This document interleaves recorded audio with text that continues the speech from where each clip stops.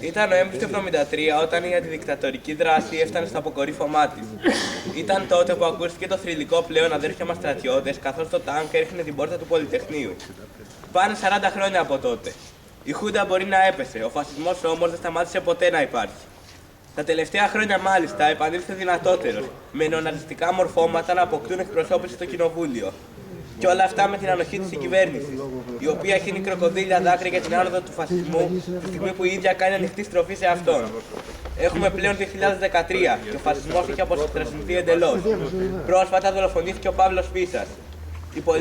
Η πολιτική δολοφονία ενός καλλιτέχνη πασίγνωστου για τις αντιφασιστικές του ιδέες.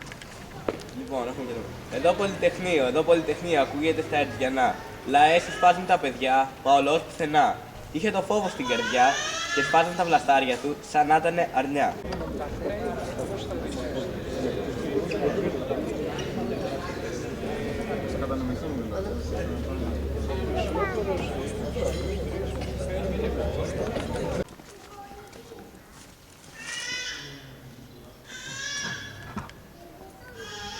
Αθάνατος.